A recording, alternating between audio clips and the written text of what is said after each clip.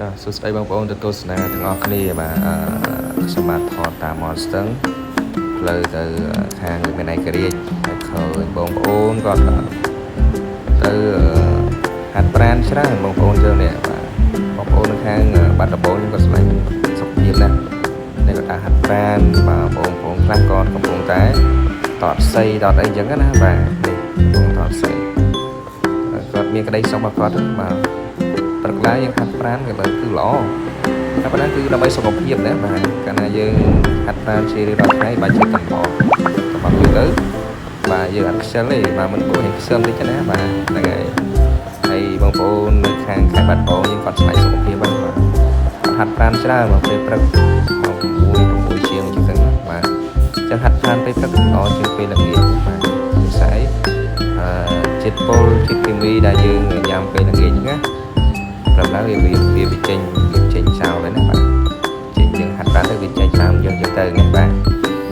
អរគុណហើយចាស់ជាយើងដល់មេណៃក្រៀកហើយបងប្អូននេះមេណៃក្រៀកខាងបាត់បងយើងបាទហើយពេលមានឡាន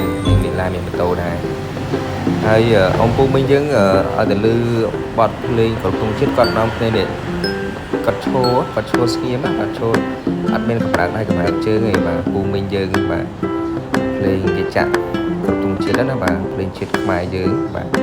អ្នកមិញគាត់ពីរនាក់បាទគាត់ឬភ្លេងសម័យម៉ូតូឡាននៅមុខហ្នឹងក៏ឈប់ដែរបាទខ្ញុំក៏ឈប់ដែរខ្ញុំឈប់ថតដែរបាទលើភ្លេងគ្រប់ជាតិហ្នឹងបាទគឺល្អមែនតើបាទប្រជាជននៅស្រុក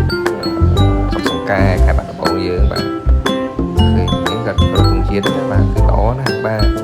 ឡានក៏ឈប់ម៉ូតូក៏ឈប់ដែរបាទប្រជាជនក៏គោរពបាទហើយលើភ្លេងជាតិបាទគឺល្អមែនតើបាទ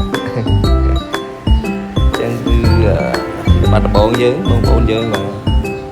អរគុណហើយឥឡូវយើងទៅមើលនេះផ្កាយបងប្អូនយើងថាផ្កាយវិលញ៉ាល់បាទផ្កាយឲ្យក្មេងៗឃើញគឺស្រឡាញ់បាទចូលចិត្តបាទខ្ញុំថតទៅស្អាតអត់នេះចម្រោះពោមកផ្កាយណាបាទអាចចាប់បានផ្កាយ